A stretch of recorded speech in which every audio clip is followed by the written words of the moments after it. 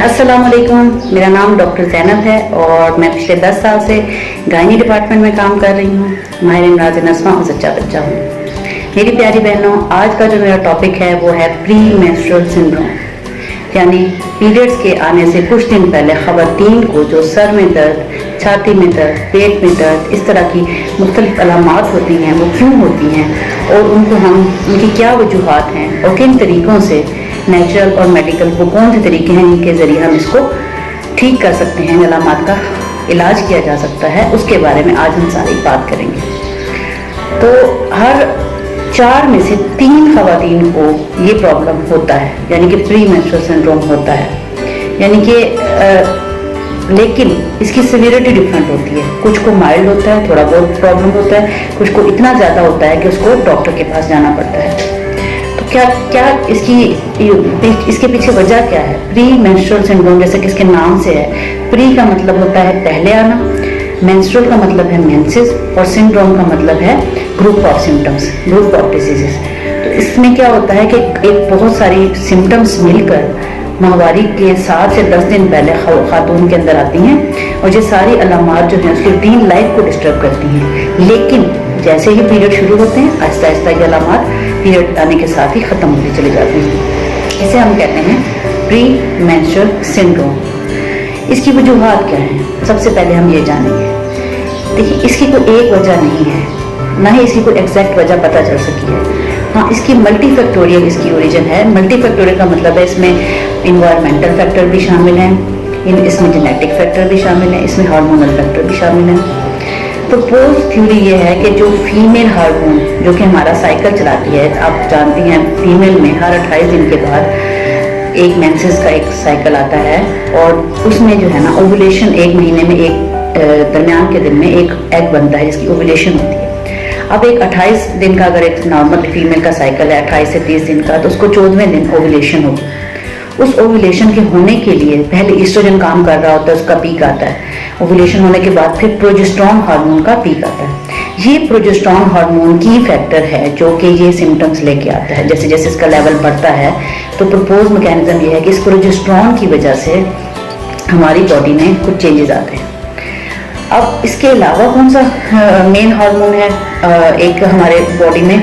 Serotonin है। Serotonin क्या है? ये हमारे दिमाग से एक केमिकल रिलीज होता है जो कि हमारे मूड को, हमारे इमोशंस को, हमारी थॉट्स को कंट्रोल करता है।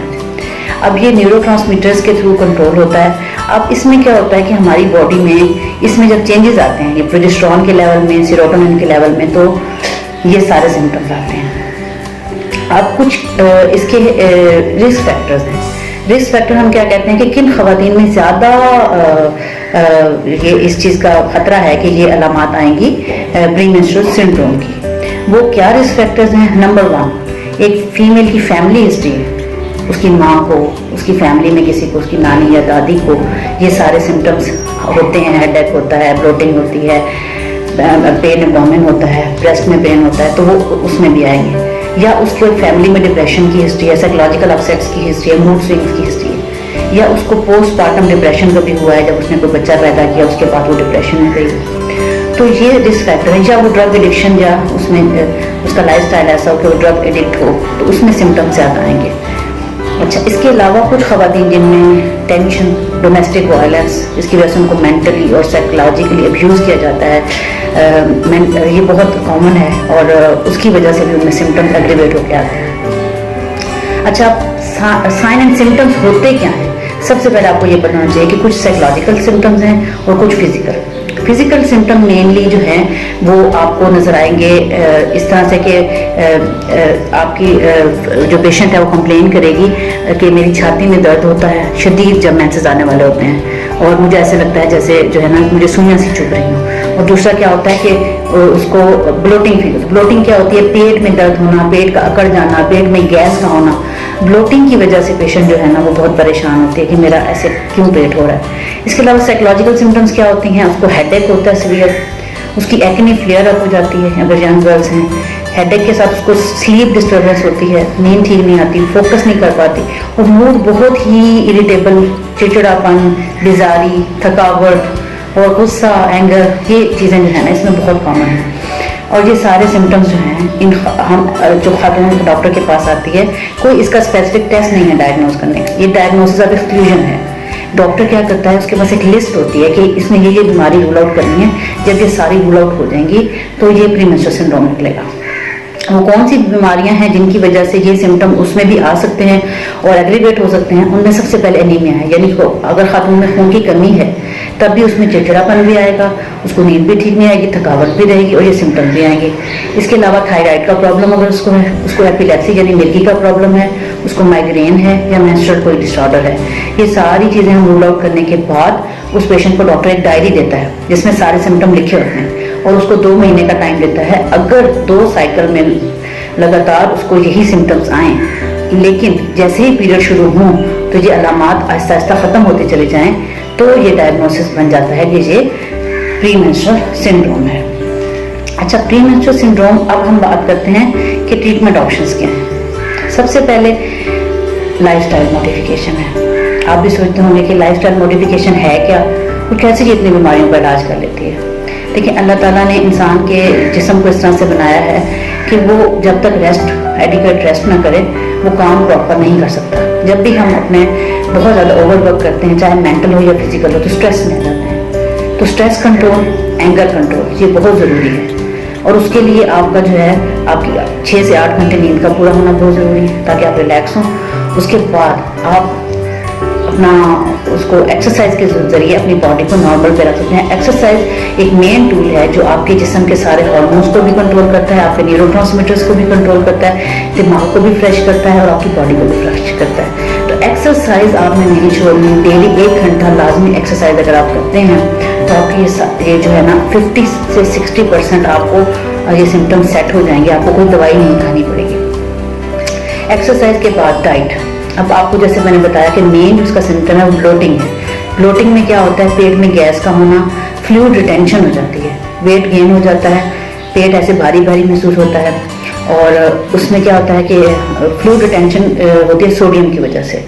अब आपने क्या करना है कि डाइट में स्पेसिफिकली आपने सोडियम कम यानी नमक का इस्तेमाल कम करना है, चीनी का इस्तेमाल कम करना है, चीनी और चीनी से बनी हुई अशिया का इस्तेमाल बिल्कुल कम कर देना है, कम्प्लेक्स कार्बोहाइड्रेट यानी स्टार्च आपने लेना है। उसके बाद आपने बैलेंस डाइट लेनी है जिसमें फाइबर ज़्यादा हो।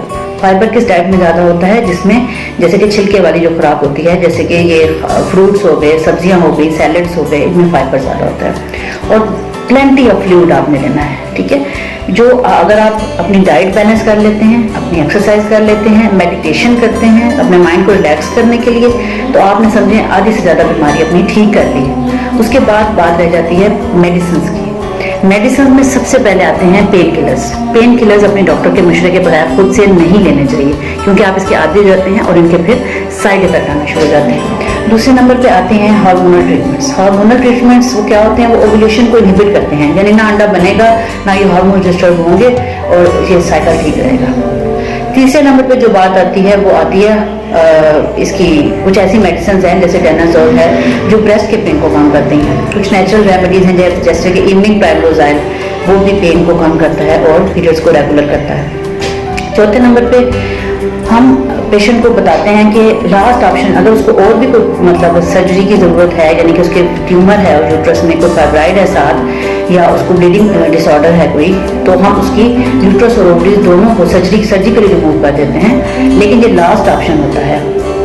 और इसके अलावा पेशेंट को रेफर टू साइकेट्रिस्ट भी किया जा सकता है अगर उसको सुसाइडल टेंडेंसी हो, सुसाइडल थाट्स आ रही हो, खुदकुशी करने की अलामत आ रही हो कि मैं उसके जहन में इतना सवाल हो जाए, तो हम उसको साइकेट्रिस्ट को रेफर करते हैं ताकि इसकी कॉग्निटिव बिहेवियरल थेरेपी हो सके और इसकी मेंटल रिलैक्सेशन टेक्निक्स इसके ऊपर यूज़ की जा सकें और पेशेंट जो है अपनी इस साइकोलॉजिकल प्रॉब्लम से बाहर आ सके। इस टॉपिक से रिलेटेड कोई भी क्वेश्चन करना हो आप मुझे कमेंट्स में भेज सकते हैं।